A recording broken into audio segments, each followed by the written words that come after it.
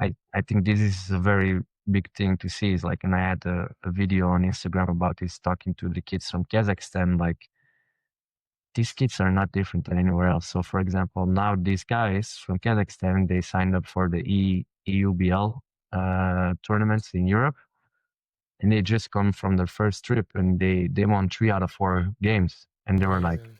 "This is insane.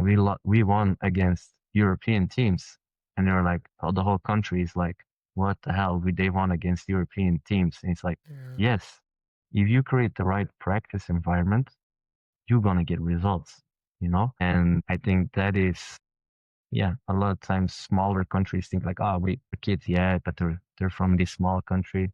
No, you can do amazing things in your area if you just create the right environment. You know, you're always a product of your environment. So it's much more about that than, yeah, what type of kids you have. Of course, you need, if you want to really talk about high level pros, you need the things you can teach is your body type, of course. But without that, you can still get pretty far with any type of kit, you know? Right. Right. And just pausing the podcast there real quick, coach, just to kind of give you an update. I've got one more topic after Hmm. this, and then we'll wrap up with the Beyond the Game segment. Is that okay with you? Yeah, man. That's perfect. That's perfect. Okay. Perfect. Appreciate your time, coach, man, honestly. Yeah, man. No worries. And with that, coach, like you said, like how a small country can have such a huge impact, again, when you really create the right environment, for those players to really develop, like which country surprised you the most in terms of basketball IQ or talent? Good question.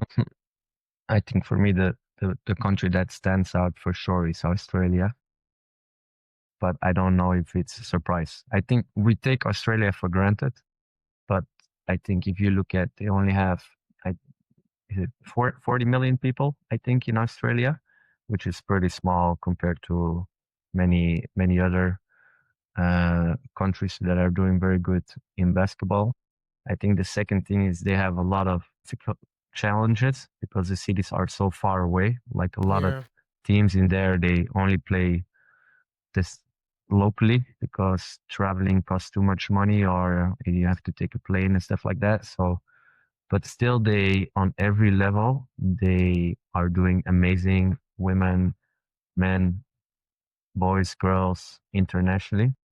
I think they have the best culture, the best coaches development program, the best environment to teach basketball from what I've seen worldwide for sure. And then I would say second thing is like, yeah, I'm really impressed with Kazakhstan. Like, I've been there now 4 times this year, and this is the perfect result this weekend where they win 3 out of 4 games. It's like, yeah, we can do pretty cool stuff in there, you know, yeah, like it's, and the guys from Champ Season and Sydney, how they put everything in there to create the right environment, and it's showing off already after 1 year what it's going to be in 5 years, in 10 years, you know.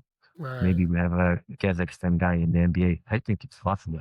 Yeah, yeah, and this is something that I learned that was very interesting. Again, shout out to Coach Donnie. He was saying, he very much adopts how they're teaching their plays in Spain. Where I mean, I didn't know this, and I'm sure you might Hmm. know this already.